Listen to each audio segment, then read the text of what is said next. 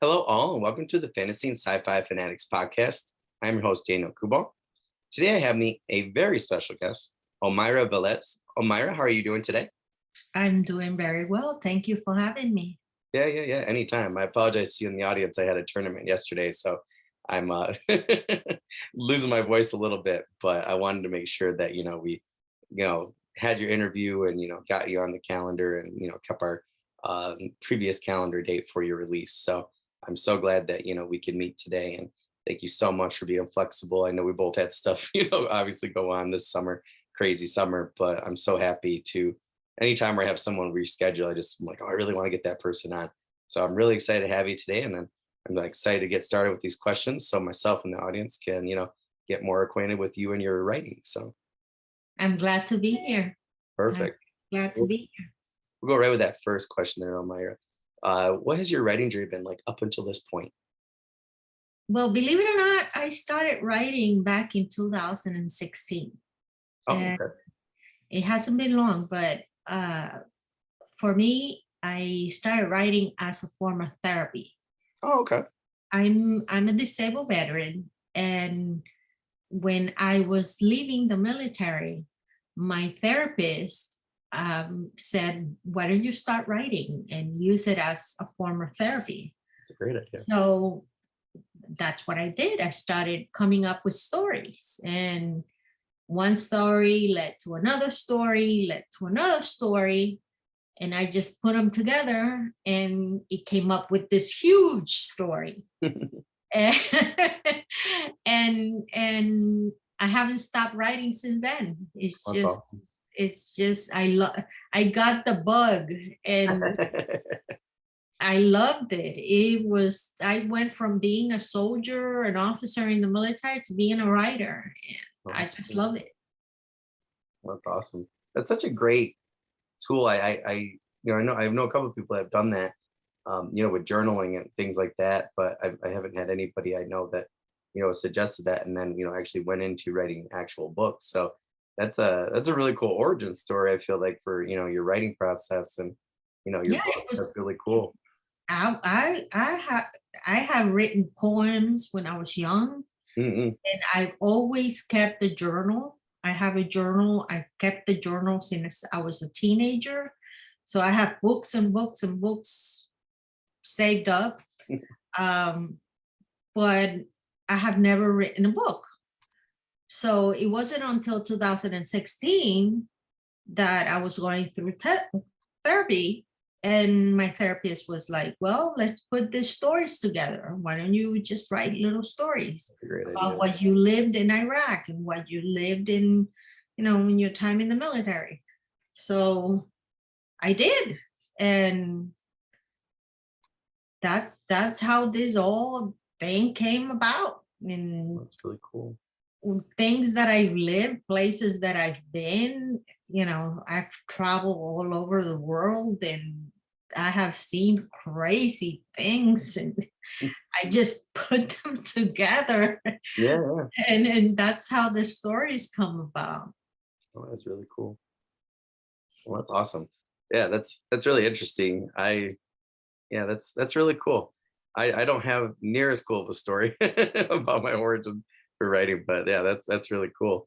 I feel like you have a really good sense of self, in terms of doing that, and I feel like I feel like that would really reflect in your writing style. So yeah, that's really cool. Would you say that your writing style is more one of introspection then, as you're going through these stories, or more reflection, or?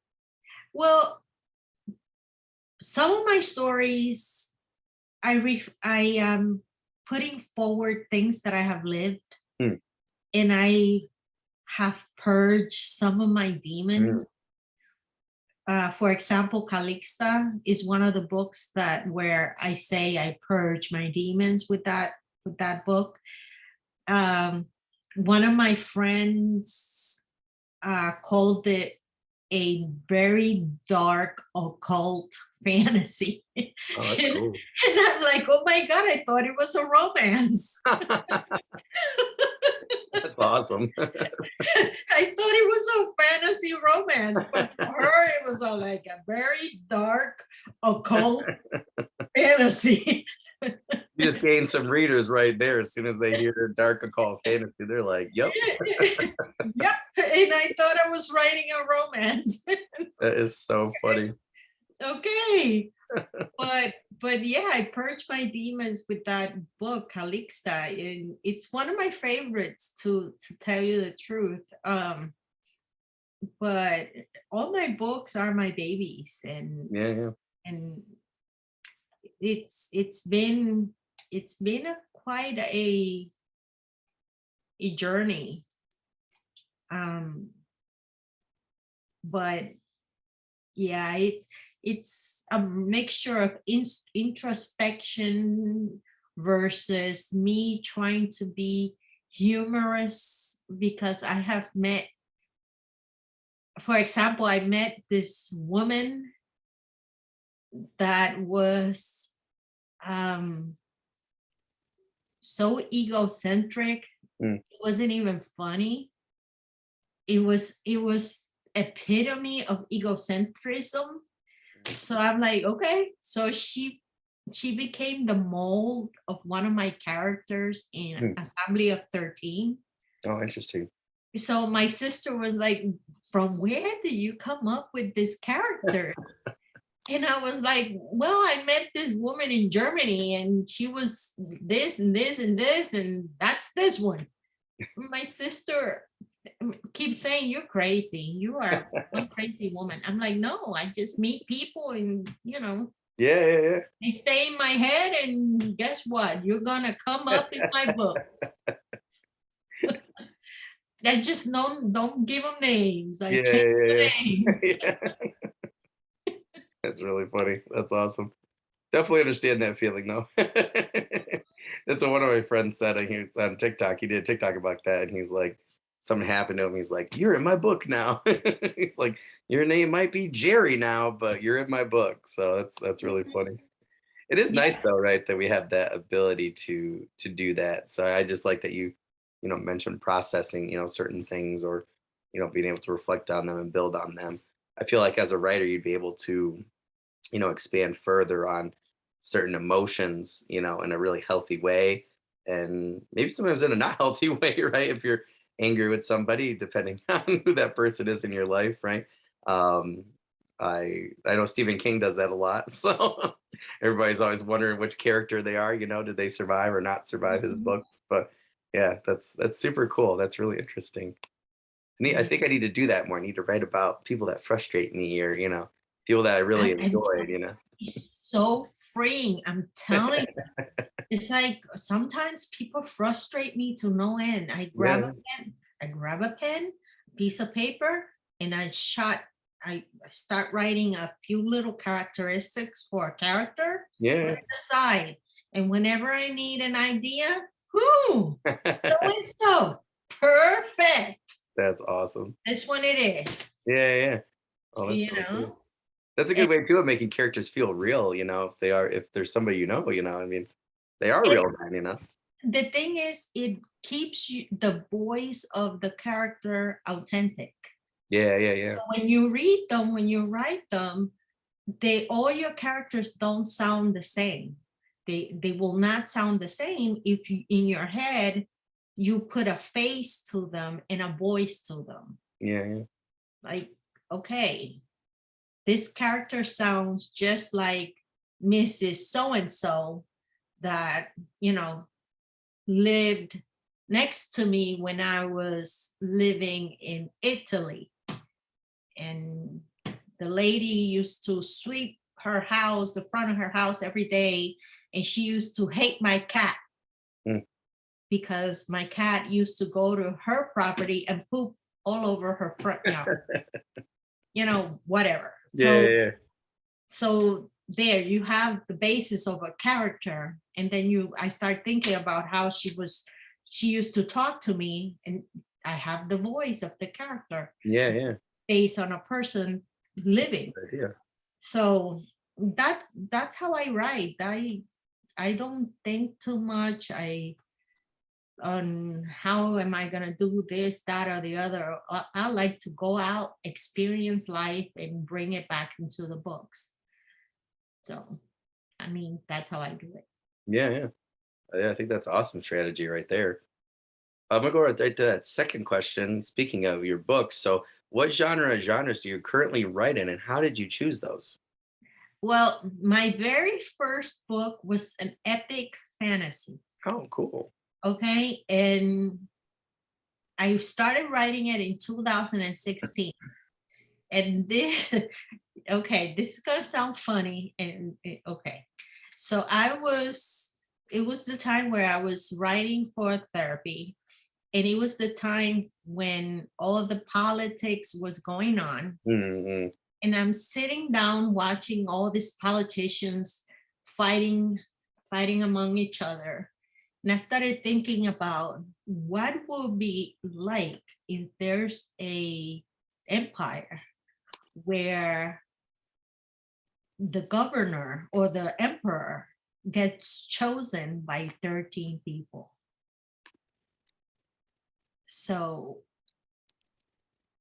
like our government, which is not really chosen by the whole, it's what you call those things? Oh, oligarchy? Yeah, Yeah, yeah.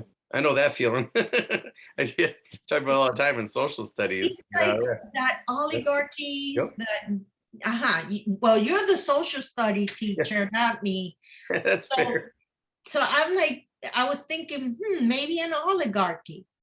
So so that's the idea. I was like, we are a democratic government where the people chooses, Yeah, yeah. the government.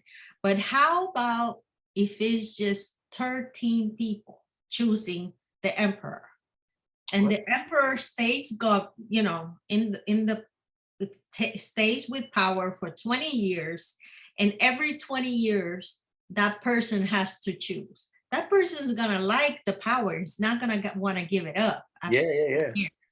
So there's going to be some problems. So that's the story, that a woman stayed in power for longer than 20 years. Then she didn't want to give it up. So because she didn't want to give it up, she kept it. And then the cycle broke.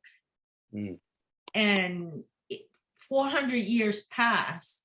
And that group of 13 were never able to get together again to choose a new one. So a lot of other things happen. It's just extremely convoluted. The first book is, my sister calls it chaos.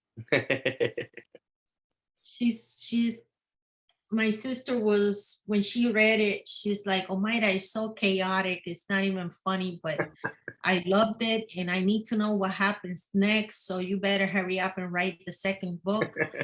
But I needed the family trees in the back and the glossary and everything that you added and the map, because it was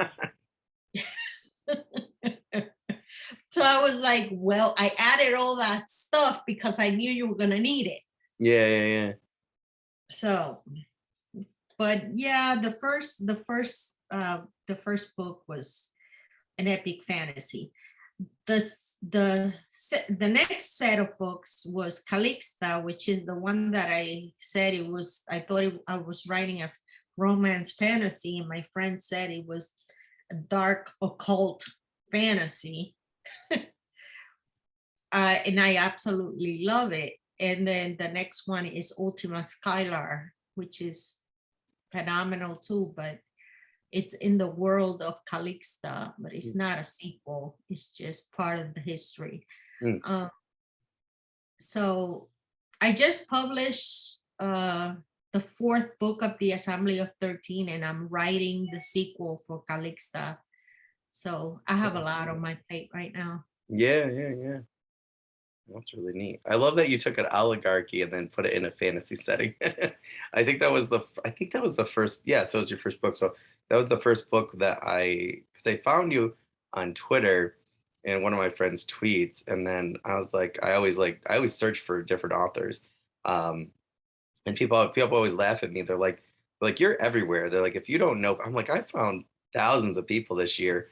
And even though the Twitter algorithm has changed, so but yeah, I went and found your first book because I was like, oh, I'll just go right on to Goodreads and I always look at publication dates.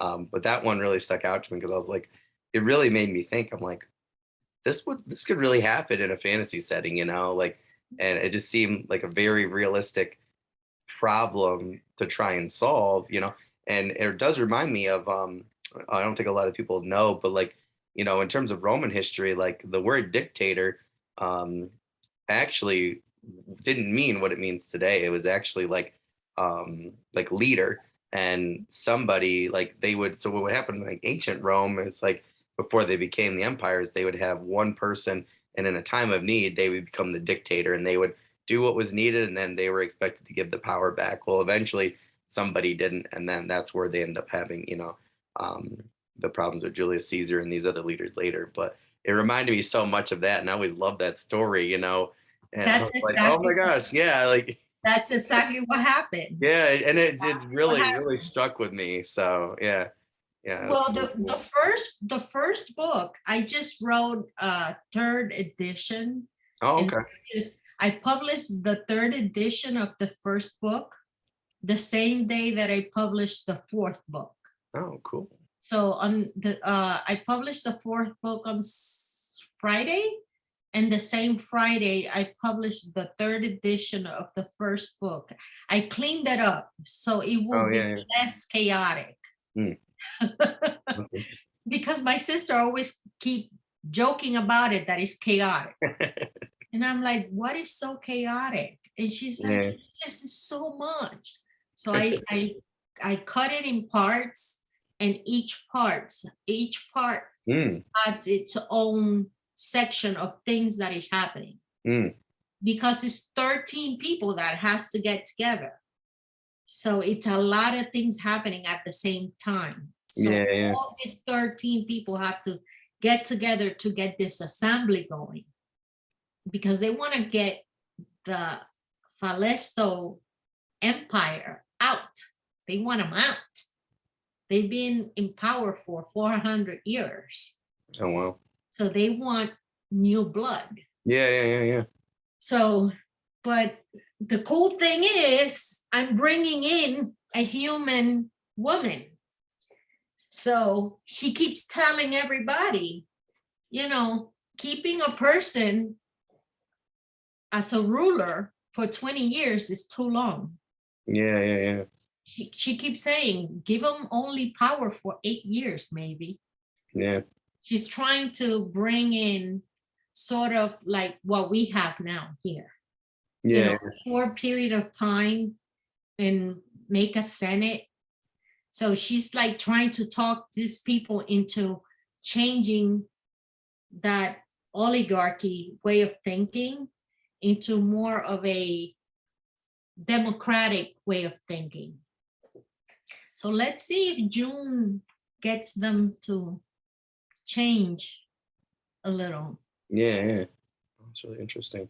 It's like in Star Wars, I always thought the Galactic Senate to me was always really interesting, where I had that each planet had, their own representation within, the mass Senate. I always thought that it was like, oh, it's really boring. I'm like, as a socialist teacher, I always found that really interesting, and I'm like, how would that really work, and how would they solve problems together? How would they solve disputes together? How would they solve a crisis? Like if a planet blows up, like where do the people go? Do you then become part of three planets that are near you? Like I always think that those things are more fun to explore in a fantasy or sci-fi setting. But I love Star Wars. it's Oh it's my very goodness. addicting for me. So like Andor's coming out later this Friday, and I'm like so excited. My friend's like, "Oh, he was a good character in Rogue One, but blah blah blah."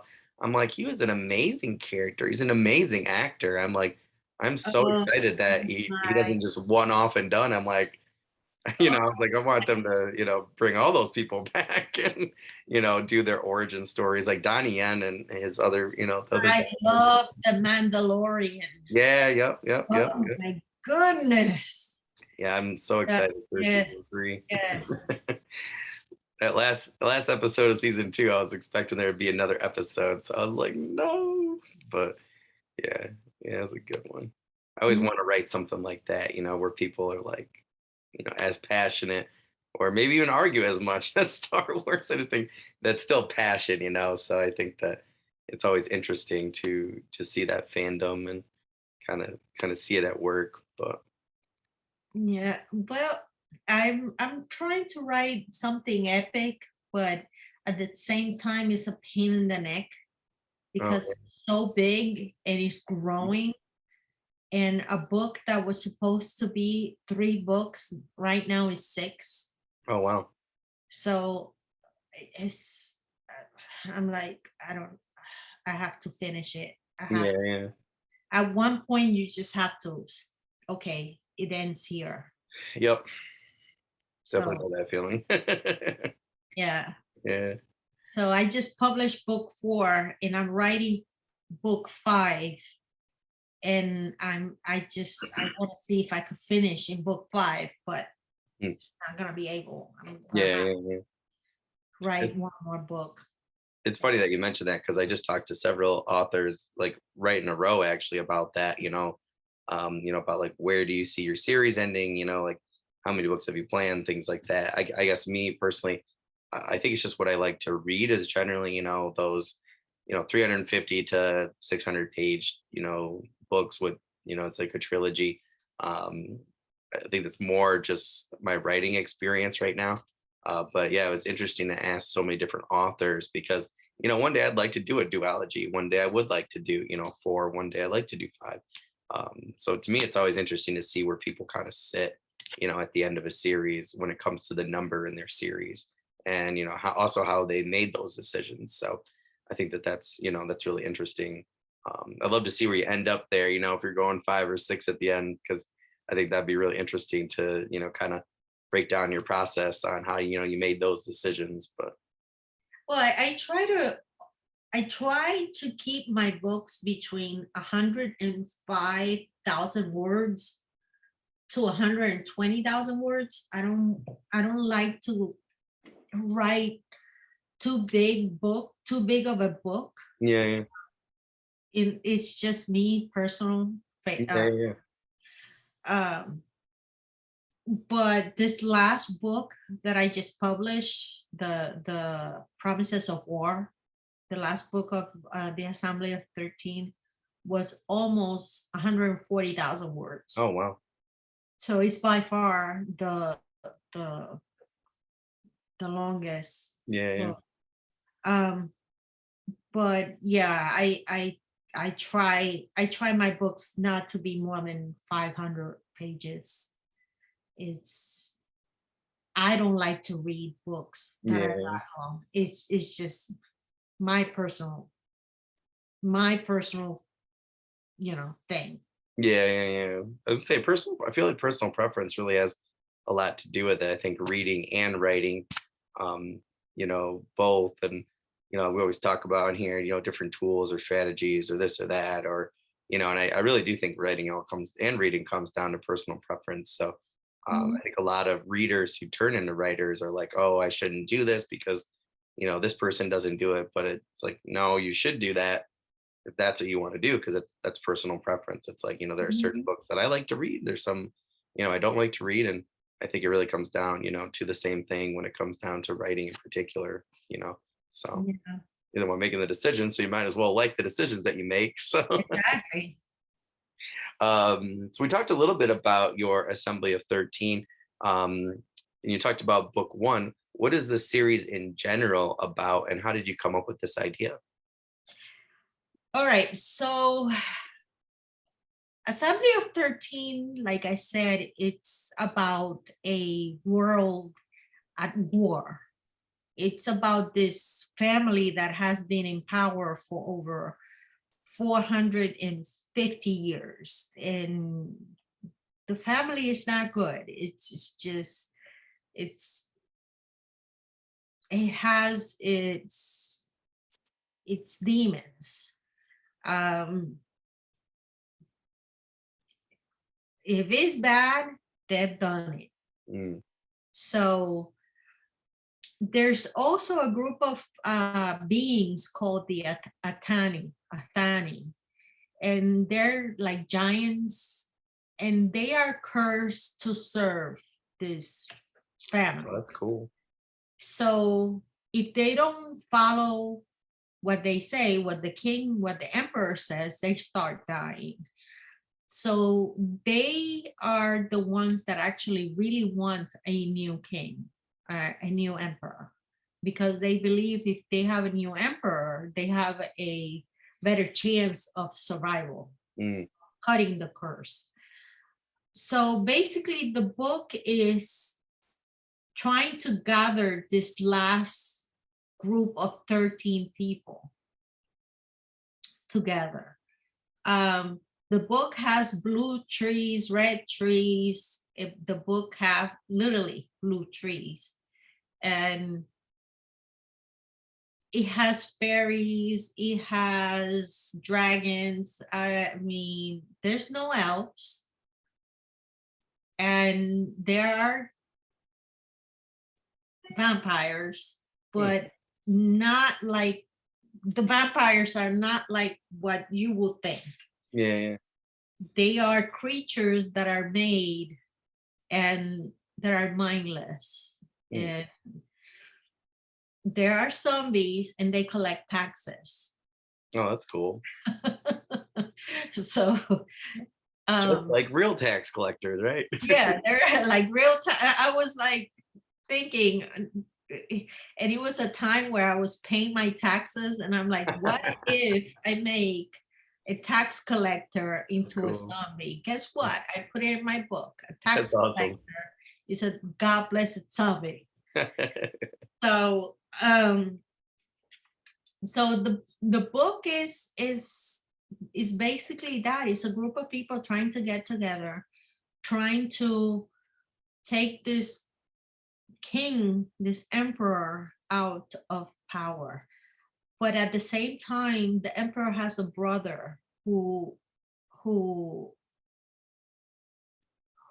the emperor took the power from. So they are fighting among each other because the other brother wants the power back. So there's a civil war going on at the same time. So you have all these 13 people trying to get together in the middle of a nation that is going there, a civil war is going on. But at the same time, you have 5 kingdoms, each with problems, and the emperor and his brother are trying to get those kings from those kingdoms to go and rally together. It says, well, you're going to serve me or you're going to serve my brother. So some say, yeah, I'll follow you, but some of them are trying to stay away from the war. So, and each decision carries some consequences. And what are the consequences? And then the idea of if you have an army, how are you going to feed it? Yeah. If you have an army, how are you going to clothe it? What kind of army you're going to have? Well, one of the brothers have an army of demons, but the other brother doesn't. So how is going to feed the army that he has with people? So it's me being the military army person trying to add that into a book. Yeah. Adding dragons and demons and all that, all tasks at the same time. And yeah, I'm trying to give it a little bit of a realism at the same time that there's fantasy involved. Yeah. It's an interesting concept though. I never thought of that. Like if you yeah, I mean it makes sense, right? Like if you're herding all these demons, like they got to eat something or someone.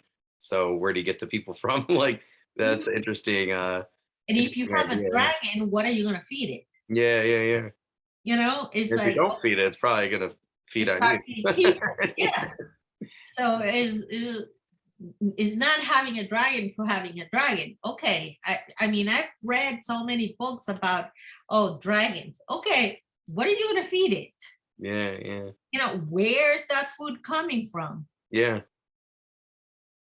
And those are the questions. Like when I'm reading fantasy books and I start reading these things, I start asking these questions. And I'm like, okay, I wish I could read a book where I get those questions answered. Mm. So Okay.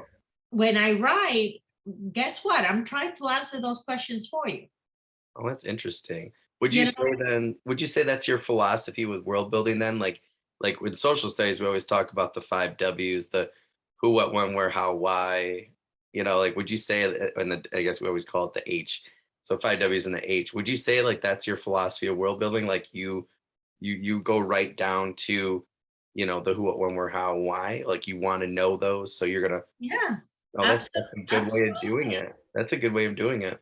So when I create in world building for me, I go down to the itty gritty. Mm, I create your religion, I create your society, I create everything, everything from the money, from the coin, from what kind of money you're gonna have, from everything, everything. If I don't want to think about it, I just call it coin. mm. I don't want to think about it. It's just gold, silver, and bronze. Yeah. It's because I don't want to think about it. Mm. But I have a book I'm creating where I created a coin system for the book. Oh, that's cool. I just wanted, it's called the Keepers of Wrongs. And in that book, I created a coin system just because I was bored and okay, let's create a coin system for this world. This, you know, Oh, that's cool. but in this other book that it's so world that a war is going on. They are concerned on how are we going to feed the army, how are we going to feed the people. Winter is coming, we have to provide the people so they can be there in the spring to work the farm. Oh, where the food is coming. Oh, we have to go and trade with so and so kingdom for food. How are you going to fly, or how are you going to bring the food? Oh, we're going to fly it with the dragon. How are you going to feed the dragon? So all that it's is in there. Oh, that's So, oh, what are you going to do? Let's pillage a city that has a port. That way we have our own city where we have our own ships, and that's it. yeah. I don't have to worry about how I'm going to bring food from another kingdom because I already have my own port. Yeah. Bring it in. So it's, those are the little things. But when I read books, I look at those little things and it's like, okay, where's all of this goods coming from? Yeah. How are you going to feed all these people? From where it's coming from? But that's just me. That's how I do the world building in my books. Oh, that's interesting. I think that's a good strategy right there. That's very interesting. So what would be one writing tool or strategy that you could not live without? Like what's something you do where you're like, I would not be able to write a book if I didn't do this one thing? Outline. Mm, Okay. But I'm a little bit of a pantser. So I start a book, I start an idea, and I start writing. Once I start and I have like about the first chapter, I have like an idea, then I start outlining. And I create the template for the book, and I put, okay, I'm gonna do 40 chapters. So mm. I create 40 chapters and I start outlining more or less what the 40 chapters are going to be about. To tell you the truth, I will not be able to finish a book if I don't do that first Mm. outline, Interesting. Yeah. because that's going to keep me organized. it's not written in stone because those chapters are gonna be Yeah, moving yeah, like dominoes. But that first outline is is principle for me. mm, And that is just me. That's just the way I write. yeah, yeah, After that's done, I just start writing, and like I said, I'm a bit of a pantser. But that first outline I need to have. I need to just write my chapters and have like a little bit of an idea what is coming next. mm, And it doesn't have to have much. I could write probably like 5 sentences in one, or just, a couple of paragraphs. yeah, yeah, I know exactly more or less what's coming next, um, for the chapters. But if I don't have that, that's my tool. That's the yeah. one tool I need to have. Yeah. That's a great answer right there. I'm trying to get better at outlining myself. It's not my strong suit, and it's definitely glaring, but getting there, getting there. I hope one day when someone asks me that, I could say, give the same answer that you just said and say it as that first outline. So definitely too much of a pantster. So Like I said, I'm a pantser. Don't yeah, get me yeah, wrong. But once I have like the first chapter or two that I have the idea, yeah, yeah. That's a good then I point. separate and then I write a little bit Yeah, of the story. So I have that overall. yeah, yeah, So I have to have that. If I don't have it, then the book collapses for me. yeah, yeah. I And know, then it's a good strategy. at the 20,000 word stage, I'm like, okay, what am I gonna say next? Mm. What am I gonna say? It's Yeah, just yeah, there. So yeah. I need to have that little bit of an outline so I can keep the book moving. That's a good idea. I'm gonna try that next time. That same thing happens to me. So yeah, I always go, oh, like, oh, I got this great idea, and now go, and then all of a sudden I'm like on chapter 2 or 3, and I'm like, ooh, I don't know where to go. So that's Mhm. where last time I was like, okay, I'll start outlining, and I did it in a kind of weird fashion, but I like that strategy, and that's what Brandon Sanderson does. Is he'll either do that or he'll have an idea for a character and he'll write like several pages. I know his friend Dan Wells does the same thing. And then that's when then they'll sit down once they got a little bit and and start to outline. So I think that's a really good strategy. You're already kind of warmed up a little bit. Haven't you noticed that when you reach the 20,000 word stage, especially pastors, you Yep. freeze. It is like, Yep. where am I going with this? Yep. I got four Like, books right now that are sitting at 20 to 30,000. Yep. And there's just nowhere to go. So I oh, think that's a great strategy. I think what I'll do after cause I got these three prequel novellas, but I think I'm going to try that with my urban fantasy. Cause yeah, I mean, I went in and I knew pretty much what was going on, and now I'm writing the prequel novellas. So I know exactly what's going on, before. So I think that's a really good strategy that I'm going to use. Yeah. Next month when I start going down to the actual book one, that's a good just idea. just add the chapters. Like, let's say you have the first seven. So decide, okay, this book is gonna have 20 chapters. So write 7, 8, 9, 10, 11, 12, all the way to 20. So just this chapter, this is gonna happen. Just 3 sentences. You don't have to write the whole God blessed book. Yeah. Yeah. Yeah. Just 3 sentences. And in this chapter, this is gonna happen. And it's not you just telling the story of what's gonna happen. And you do the next and the next and the next. It's just a general outline.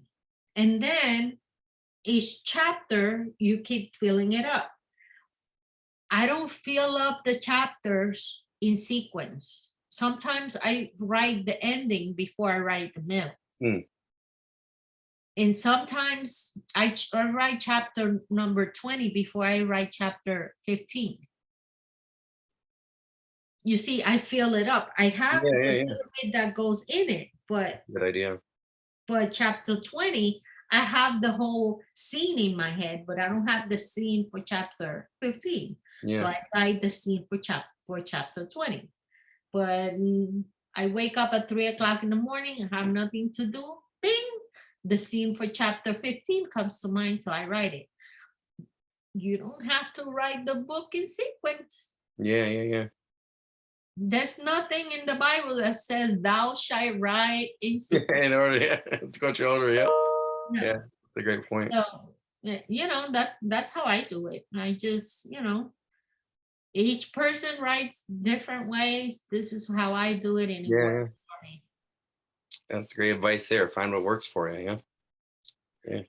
Okay, so this one, I'm really excited about this because I used to want to be an illustrator when I first went to school. So I was curious at who does your covers and how you went about deciding, excuse me, deciding their common themes within the trilogies.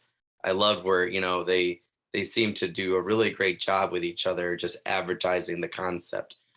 So I was just curious at who did them and how you guys went about the decision making process for those.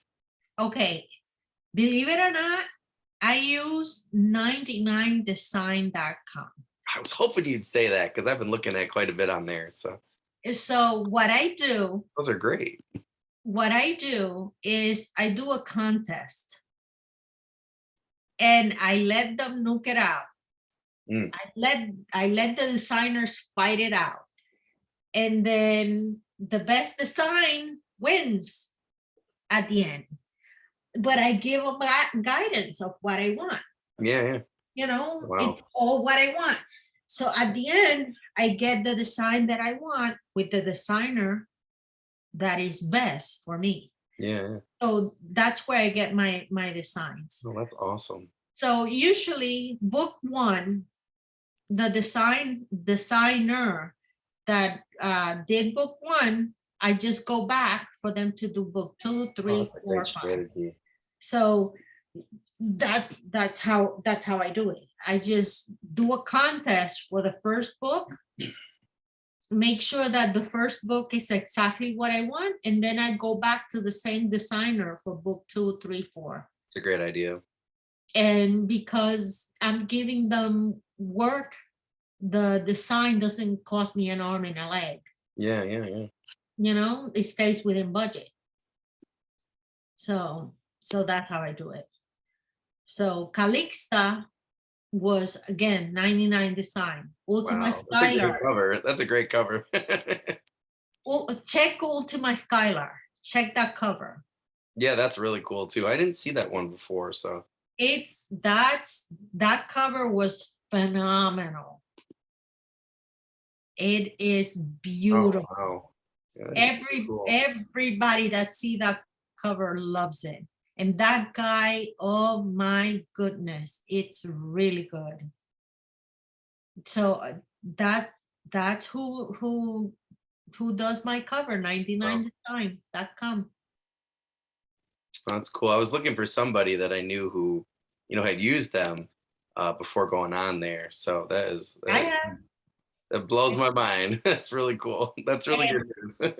And I can give you the name of a few designers. Oh yeah, that would actually be super, super helpful. Yeah, that'd be great because that whole process, it's taken me I'm like, I'd rather just write. I'd rather just write. It's been a learning curve. It's been a learning process. I went into this knowing nothing. I didn't even know how to write. English is not my first language. English is not my second language. So here I am writing a book in a language that is not my own, but I absolutely love.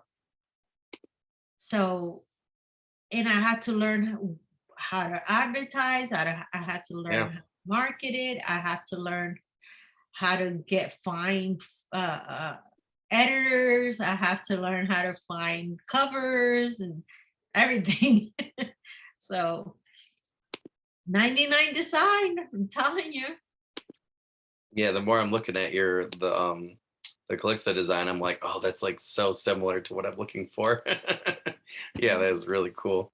I hadn't seen the Ultimate Scholar one before. I really like that one too. That's super cool. The Calixta cover, I'm getting it redone. Oh, okay. So the girl that did that cover is doing another cover. Oh, that's cool.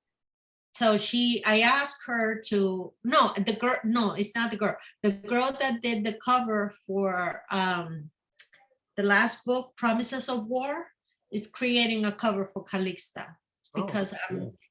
I'm relaunching Calixta. Oh, okay, that's cool. But I'm relaunching Calixta when I publish the second book, which is coming out in January. So Oh, that's cool. why I'm having a new cover for it. Yeah, yeah, yeah. Oh, that's really neat. So 99 design. Yeah, And definitely. Definitely be looking more at that. That's super. and the artists are really good. You have really good artists there. Yeah, that's really helpful. I'm sure a lot of people in the audience too find that really helpful. I know we got quite a few, authors that listen as well. Yeah, so that's it's a great referral right there. I was trying to ask around, so I'm glad that that you just happened to to know some people on there. It's really cool. It makes me feel really good. We were talking about 2 weeks ago. I literally finished my one novella, the draft one, and I was like, okay. I was like, I just want to see if anybody is similar to the design I want, and I mean, I probably searched for 2 weeks straight. I looked up everything on ArtStation that I could possibly find. I, went on to, so many different sites, Twitter, all sorts of things. So they were definitely one of the websites that, I was top three, I think, that I looked at. Um, yeah, I'm actually doing a video on that really soon. So yeah, for finding a cover designer, cover artist. So yeah, that'd be super helpful to talk to a couple of them. That's really cool. I'm glad. I'm really happy with them. They're Yeah. the only ones that are doing my covers. So Oh, that's awesome. and They look great. I mean, that's when I first clicked on your website or I went to Amazon actually first. Was it Amazon or Goodreads? I can't remember. And I was like, I think it was Amazon. I was like, oh man, these covers look really great. So yeah, that was one of the first questions that I came up with. I was like, I really want to know who does Amira's covers. I was like, that's definitely the kind of covers that I'm looking for. So that's awesome. Well, Mhm. speaking of other authors, who are some authors that once you read them, you have to take a break and then go write yourself? Like, who makes you want to go write after reading their work? um, Or Roland, can't you? Some people can't. Some people have to Roland, be read. Who is it? J.K. Rowling's Oh Harry yeah. Potter. Oh my God, I can read that book like 17 billion times. Now, however, this is my new favorite. Mm. Oh, John, yeah. I'm supposed to be book clubbing that book, and we've been so behind with our other series. I'm like, we gotta get this done so we can get to John. I'm like, I've been waiting and waiting and waiting. Oh, I love John Wynne. It is phenomenal. I love, I write battle scenes. Mm. He's the master of battle scenes. Mm. Oh, that's a great recommendation right there. You want to read battle scenes? Oh, John Wayne. awesome. Him. Yeah, yeah. That's it. Oh, that's awesome. Anybody ask me who writes battle scenes? Well, John Wayne. Oh, that's cool. hmm So he's one. Mm. I read a little bit and it's like kicks my behind in gear. Yeah, yeah, Especially when I read battle scenes, it's like, yeah. oh, I have to write one. Yeah, yeah, yeah. Oh, that's super cool. Yes. Actually, one of the writers in Twitter that I met is her name is Kelly Miller, Okay. and she writes romance. And I used to not like Jane Austen, Mm. but I started reading Kelly Miller's books, romances, and they are Jane Austen's um, remakes, like, Oh, really? and they are phenomenal. Have to check her I, out. I think you should have her in your Yeah. You gotta because say Jane Austen and someone in the same sentence. I'm like, that's it interesting to me. and I am not I wasn't a fan of Jane Austen. I read fantasy. Yeah. That's what I read. But I started reading her books, and she's one of those few that I really like. Her name is Kelly Miller, Oh, that's interesting. and she writes romance. So she's another one. Um, and I absolutely, you're gonna hate it, but I love Stephen King. Oh yeah, I love Stephen King.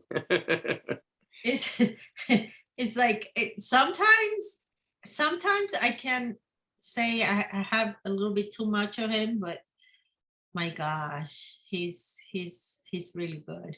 Yeah, League of His Own. I love on Twitter. If you go to his Twitter profile years ago, when I first got into Twitter, like I think it was 6 years ago, whatever. Um, his profile said, "You know who I am." And that was it. Like, and I think that says so much about his personality as a writer. Mhm. I also saw an interview with him recently where, like how many books has he written? He said, what did he say? He said, every time I sit down to write, I feel like I'm doing it for the first time and I forget what I'm doing. And I'm like, well, if Stephen King says that, I said, I think the rest of us can give ourselves a break. It's, yeah, He interesting. wrote a book called On Writing. On Writing. I I don't read know. the first part of that. I think I read the first. So in it, he started. I think it was him, and I think it was that book that says that frowned upon adverbs. Oh, yeah, I did read that one. Yep. So you know what? It kind of pissed me off. Now I use them all the time. I'm like, you know what? An adverb is a word in English, and Yeah, I'm going to use it. that's fair. I know a lot of people said that. I was like, I never worry about it. I'm just like, if it's a good book and it's good characters, it's a good story. The last thing I'm worried about is the vernacular, like how whether or not you ended on an adverb. I'm like, I don't care. I know some things, probably do sound better, or worse, but I think Brandon Sanderson and some newer people have shown that, it really doesn't matter at the end of the day what prose, you really use, and Mhm. he's very very simplistic, and a lot of times I like that now because I'm like, especially as a writer, it's like I love Steven Erickson, like don't get me wrong, that's what we're reading right now. I'm about to, once I get done tonight with my meeting, I'll finish Toll the Hounds. You're reading what? Witcher? Steven Erickson, it's Oh, Malazan, Book of the Fallen. oh yeah, yeah, yeah. Malossin. Man, whew, we're talking like, I love the Malossin. characters, but he gets so flowery and so wordy by the end. I'm like, oh, I told my friend, I was like, we need a once we get done with this series, I'm like, we're gonna need like a palate cleanser. So I have we have quite a few things on our list right now. So You know to how take a I break. read Malossin? Yeah. I skipped. Oh Every yeah. time he started getting, you know, Yep. I have to skim. I skim skip. I'm just like, okay, okay. I skim, skim, skip, skip, skip. Whenever, every time he started getting all flowery, and Yep. I'm like, what are you doing? Yep. I wish that he had written more like, some things that he writes are flowery are really good. Other things it's like it seems almost like by the time you get to like book 6 through like 10, it really seems to me like he's just getting to a point where he just gets kind of bored and he wants to explore different things. Now, R.A. Salvatore with his Dritz series, I feel like he used to do the journal entries, which I loved at the start of a lot of the chapters. And it'd be Dritz having an introspection or a reflection or some Mhm, sort of crisis, on himself. And they were very interesting. They gave you a great insight to the character before the real chapter got going.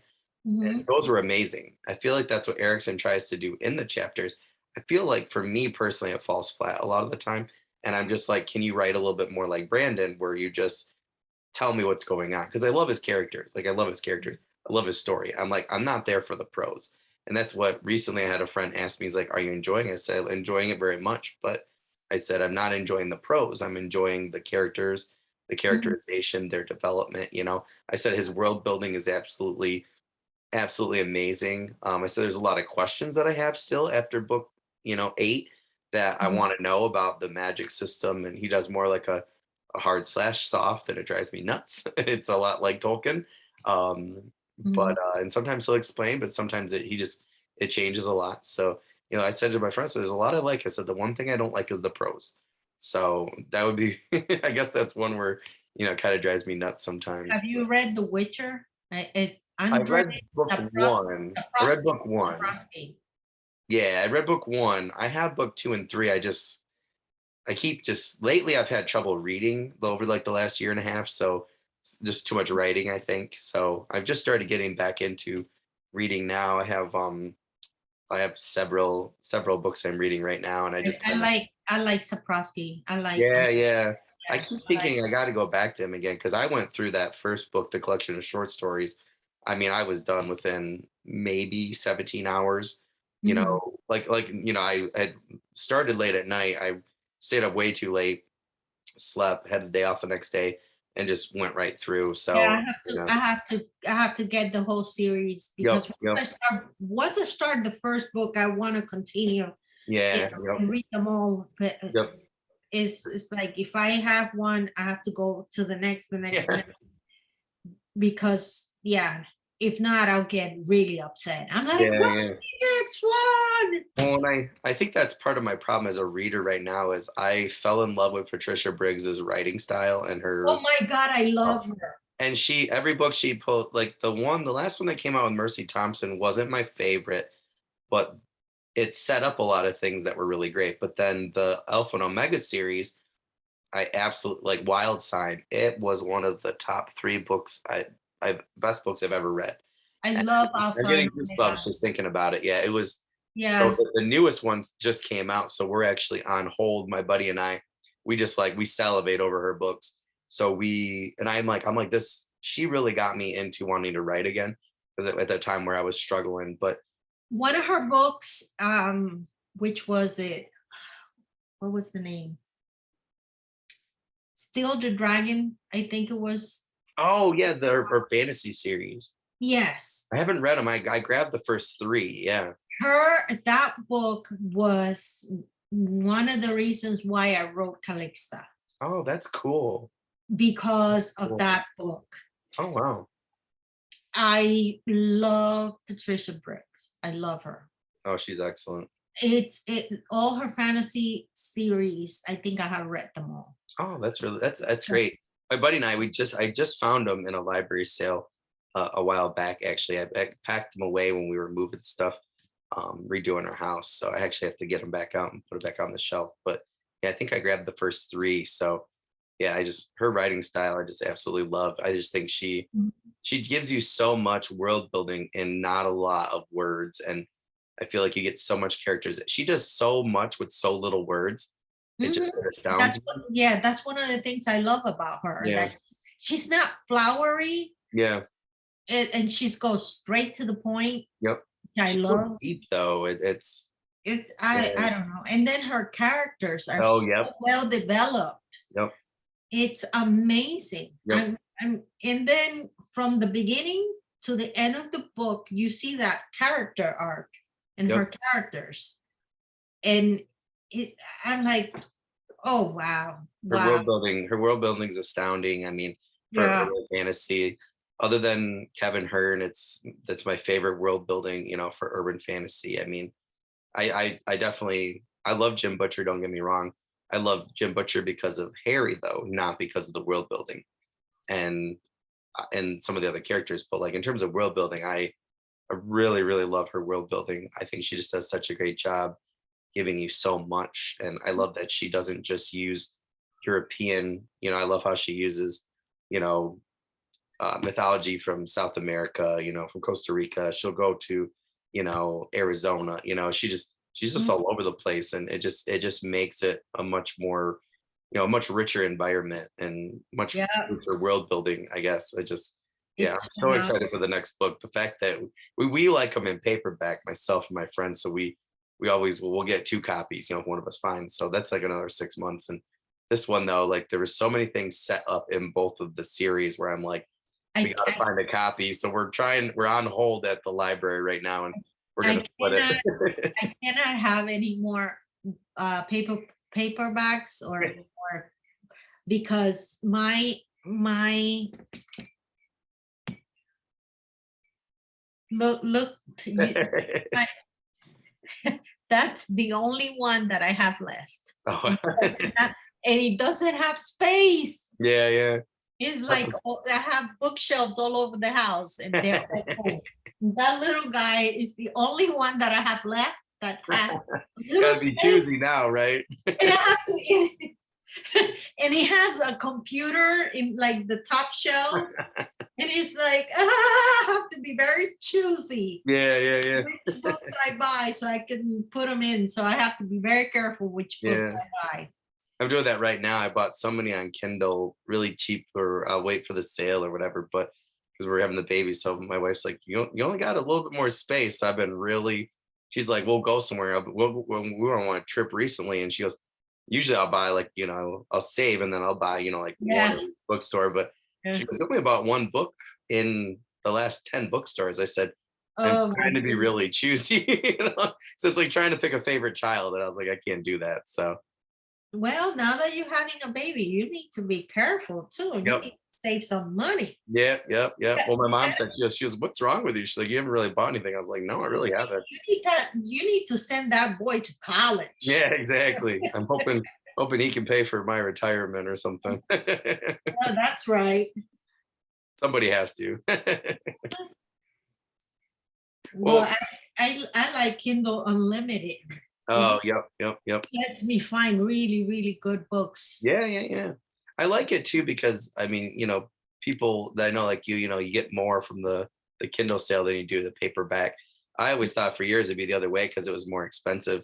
And then one of my friends last year said, he goes, "No, we get more from your paper or from the digital sale than the Mhm. paperback sale." I was like, "So you get 50% digital, and then I think it was like 5% or something crazy small for the paperback." I was like, "Why am I buying the paperbacks then?" So that's when my wife bought me a Kindle for Christmas, and I've been loading it up with people that I know. Anytime someone has a 99-cent sale, I'm like, I just won't get a coffee that week or something, and I'll buy like three, because it's a lot easier on there, and it's nice because I can support somebody I know and then get a book that I want to read on the Kindle.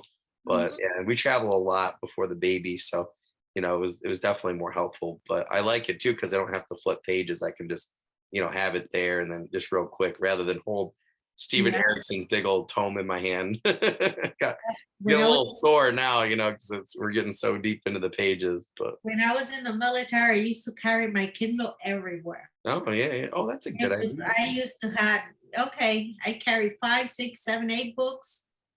Now with my Kindle, I can carry 500. Yeah, yeah, yeah. Oh, that's a good point. Oh, You that'd be know, cool. it's like I could only carry it so much in my Yeah, yeah, duffel yeah. bag, You got enough to carry. Yeah, yeah.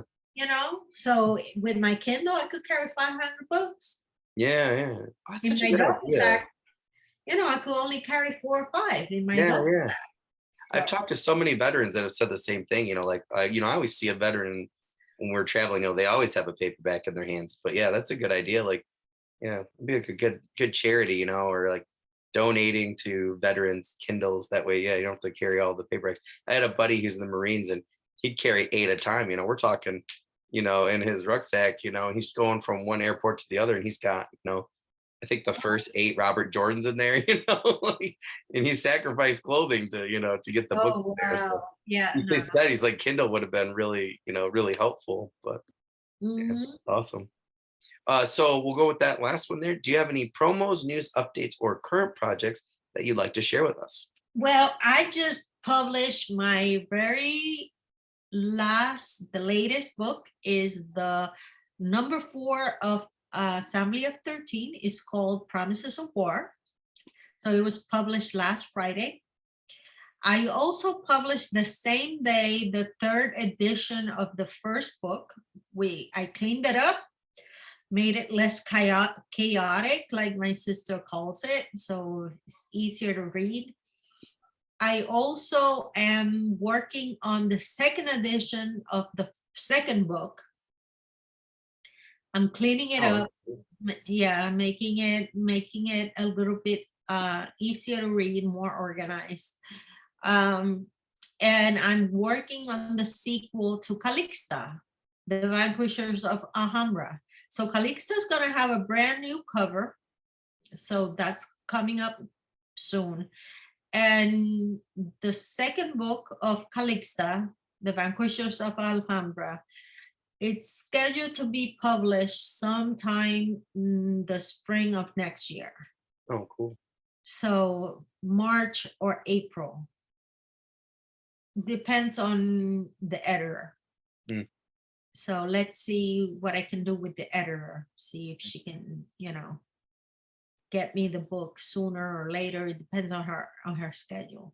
So I'm working on getting the first book of the Assembly of 13 in audiobook. Oh, that's exciting. Now that the third edition is being published, I'm not planning to do any more changes to it. So now is the time to actually, get it into audiobook. So Calixta is on audiobook. So now this one is going to be on audiobook as well. Oh, that's cool. There's a lot of things going on my plate right Yeah, now. yeah. So, A lot of irons in the fire, right? yeah. Best way to do it right there. Yeah. So, but the next book coming out is next year, hopefully April, and it's the sequel to Calixta. Wow, that's cool. Doesn't have a title. Changed the title already 5 times. I can't give you a title. It's just a sequel to Calixta. Oh, cool. All right. Well, thank you so much, Omar. I really appreciate you coming on today. And it's really a pleasure talking to you. I learned a lot myself. So I hope, people in the audience go and click on that description. Make sure you go and check out Amira's, websites, Amazon, Goodreads. Everybody who's been listening, they know the drill. So go to the descriptions there. You can find her socials and her books there. And we just want to remind people, season 2 in particular, we're trying to remind people, particularly for indie authors, but for any author, please make sure you're going out there and reviewing the books that you're reading. Really helps everybody out, no matter where they're at, honestly, now today, traditional or indie. Omira, again, thank you so much for coming on. I really, really appreciate it. Good luck, with your current book release, and I'll send you the calendar date here in just a little bit. If there's anything else we can do in the meantime to help you out, tag me, message me, send me whatever, and I will put that up on, my website and the socials, and we'll help you out in any way that we can. Thank you so much. Thank you for having me. It's been Anytime. great. Anytime you want to come back, you just message me and we'll get a time figured out and we'll be good to go, my friend. Awesome. Okay. Perfect. Have a good rest of the day, Omira. Thank you so much. Bye-bye. Bye.